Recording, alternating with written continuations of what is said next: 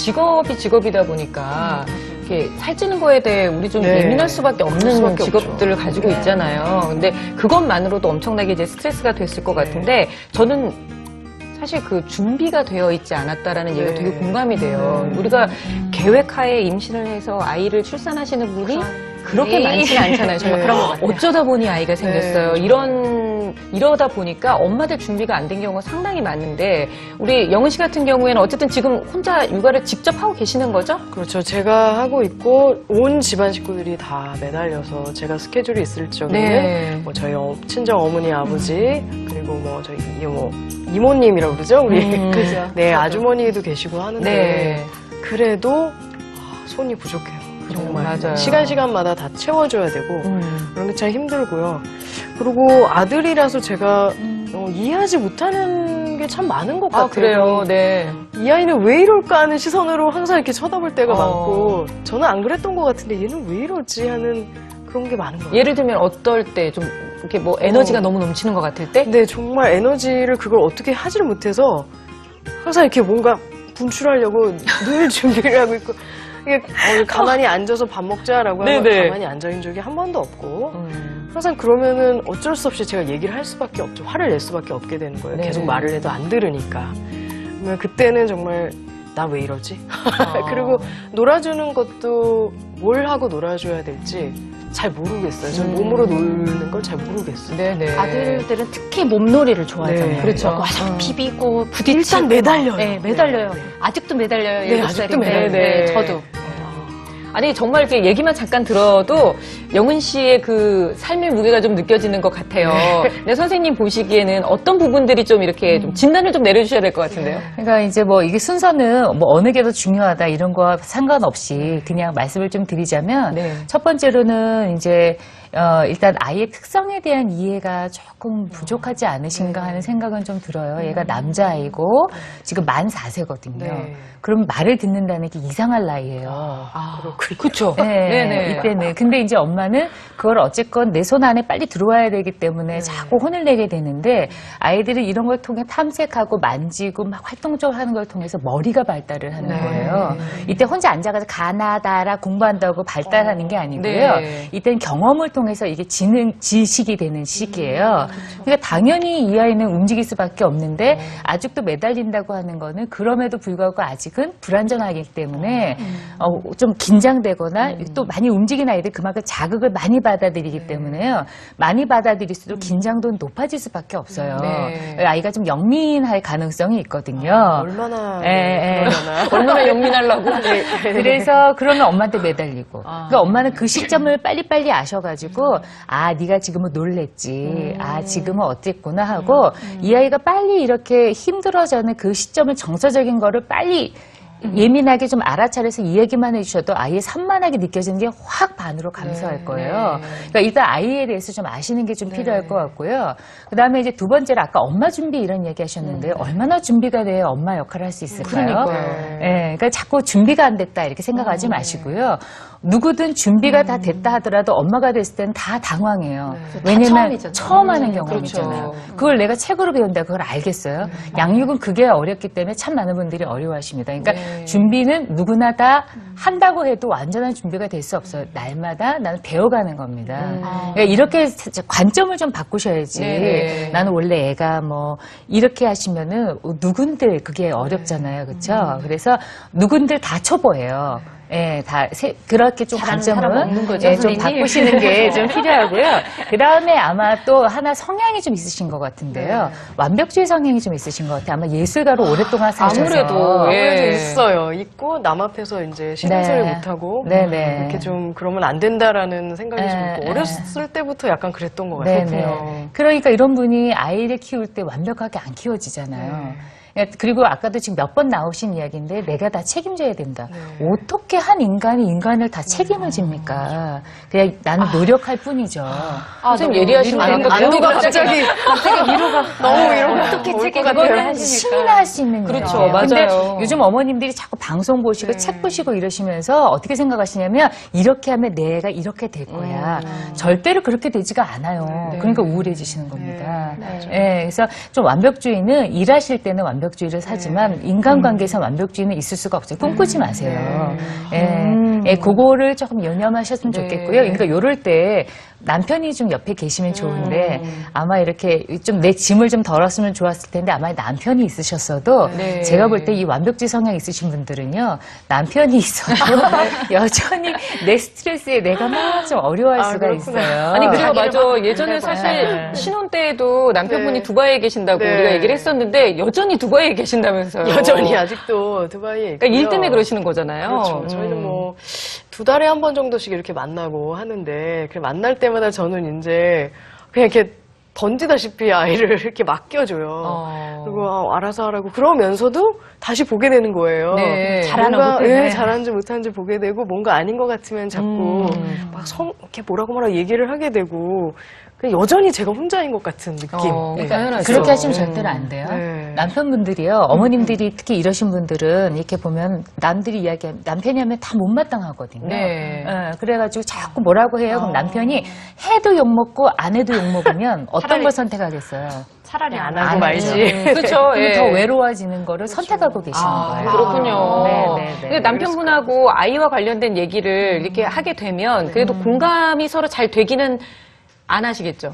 왜냐면 아까 네, 우리가 잘안 분이 돼요. 나올 때 남편하고 이해가 잘 안 돼서 이 부분에서 한숨을 푹 쉬셨는데. 네, 그리고 이제 무슨 얘기를 하면은 꼭 그거는 어떤 의학적인 증거가 있어야 되고 그런 것들을 또 이제 외국 사람이기 때문에 네. 영어로 찾아서 보여줘야 되고 이런 것들. 영어라는 또 이 장벽이 네, 네, 머리가 네. 아픕니다. 네. 그러니까 아빠를 좀 양육에 적극적으로 참여시킬 수 있는 좋은 방법도 좀 있으면 좋을 것 같은데요. 첫 번째로는요, 무엇보다도 남편이 놀아줄 때 간섭하지 마세요. 안 잡아먹어요. 그렇죠. 내 아이를. 믿어야 되는 거예요. 네. 네, 그걸 갖다가 막 이렇게 자꾸 감나라 배나라 하면은 입을 딱 닫고요. 더 이상 양육을 하지 않습니다. 다칠까봐. 네. 네, 그러니까 참견하지 마시고, 네. 오, 야, 애 표정이, 와, 이러니까 이렇게 살아났어. 맞아. 역시 아빠는, 남자는 최고다. 아빠가 있어야 돼. 이렇게. 역시 남편한테도 칭찬인 건가요, 이건?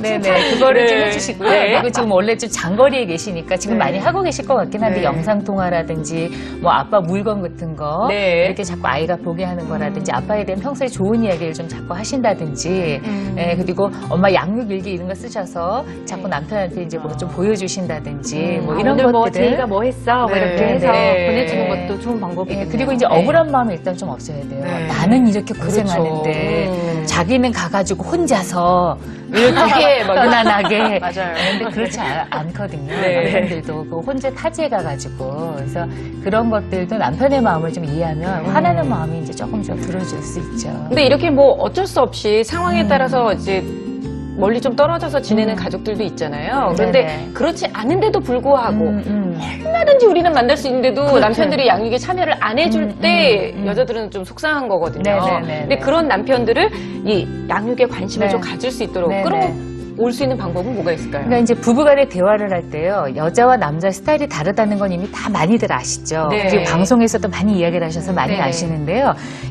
여자분들이 자꾸 착각하시는 게 뭐냐면, 말하지 않아도 알아요. 이거는 CF에 나오는 거예요. 말해야죠. 남편은 아시죠? 이미 다 경험하셨잖아요. 네. 딱 말하는 것만큼만 하죠. 더 응용도 안 해요. 근데 그거를 나에 대한 관심이 부족한 거야. 나를 사랑하지 않기 때문에 집안에 관심이 없어서 그래. 이렇게 자꾸 오해를 하시면 분노가 쌓이게 돼요. 네. 근데 남자의 성향이 원래 좀 그렇습니다. 그렇기 때문에 이걸 우리가 크리스탈 신드롬이라고 하거든요. 네. 예, 그러니까 그냥 다 투명하게 다 보이기 원하는 거. 그렇지 않아요. 몰라요. 예, 그러니까 말을 조곤조곤 명확하게. 명확하게 이야기를 하시고 여보, 어떻게 네. 해줘. 그다음에 이렇게. 그걸 해주시면 고마워. 네, 이거를 해주셔야 남편이 그 다음에 또 힘을 얻어서 또 해낼 수가 있고요. 남편분들은 또 어머님들 상담할 때 오셔서 무슨 얘기를 하시냐면요. 난 그거 원하지 않는데 왜 자꾸 그것만 해주니에요. 네, 그러니까 나는 애하고 남편분이요? 놀아줬으면 좋겠는데 아니 그러니까 엄마가 남편은 엄마가 설거지를 해주면 부인이 좋아한다고 생각해서 혼자 막 설거지를 하고 있는 거예요. 근데 이 부인은 원하는 건 애랑 놀아주는 거예요. 네. 그러니까 이게 안 맞으면 화가 나는 거예요. 그렇죠. 그러니까 남편분도 혹시 방송 보시는 남편분들은 묻으세요. 그렇죠. 내가 뭘 해주면 뭘 지금 해줄까? 좋아? 이렇게. 근데 남편이 부인이 진짜 원하는 걸 해줘야지 괜히 해주고 요거도 먹지 마시고. 그죠. 아니 그리고 뭘 해줄 네네. 마음이 있어서 뭘 해줄까 물어보는 것만으로도 일단 조금은 점수를 네, 많이 네. 얻고 가시는 부끄럽죠. 겁니다. 네. 네. 그래서 그런 것들을 좀 꼭 하시기 바랍니다. 네. 근데 요즘 그래서 독박 육아라는 말을 굉장히 많이 하잖아요. 네, 네, 여자 맞아요. 혼자 애 키우고 네, 네. 아니면 어머님들이 애 키워주시고 이런 네. 식으로요. 혼자 억울하게 이렇게 하는 거, 그 독박스다라는 말이 있잖아요. 그 말에서 이제 비롯된 말인데요. 이런 독박 육아를 하게 되면 또 어떤 영향이 있냐면 아무래도 억울하잖아요. 그러면 엄마가 스트레스를 많이 받게 되겠죠? 네. 그러면 그 스트레스는 누구한테 전가가 될까요? 당연히 아이한테로 가겠죠. 선생님, 독박을 쓰게 되면 당연히 아이한테 가게 되는 겁니다. 그래서 아이가 부모가 이렇게 불행을 하면 엄마가 좀 불행감을 느끼면 아이도 불행감을 느끼게 되고 그 아이가 결국은 우리 사회의 구성원으로 성장이 되는데 그렇게 되면 우리 사회 전체가 좀 불행하게 되는 원인이 되지 않나 그렇게 생각이 듭니다. 네.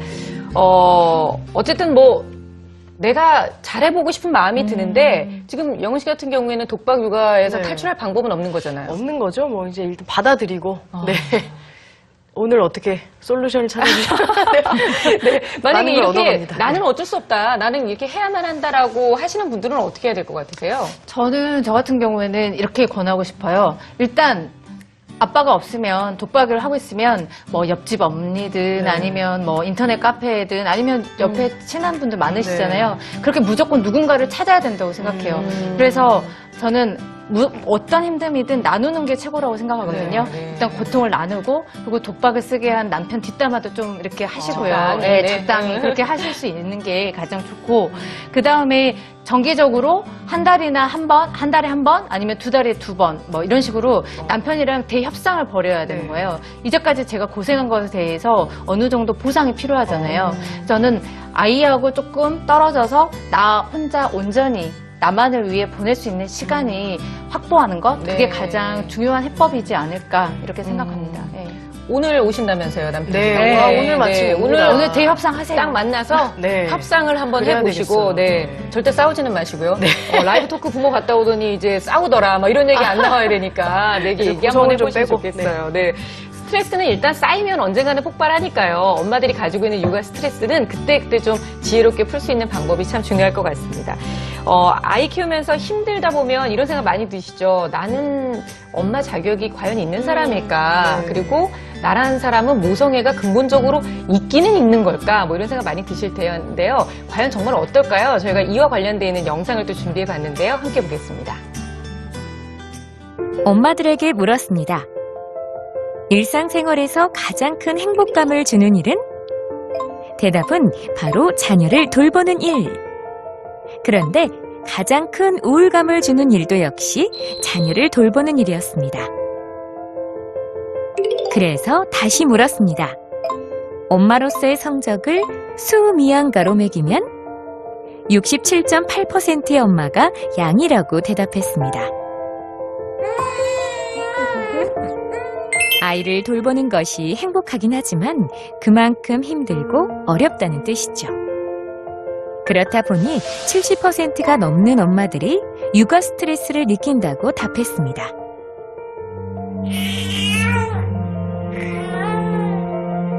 결국 육아에 지친 엄마들은 정말 내가 나쁜 엄마고 내가 모성애가 부족하고 이런 거 아닐까.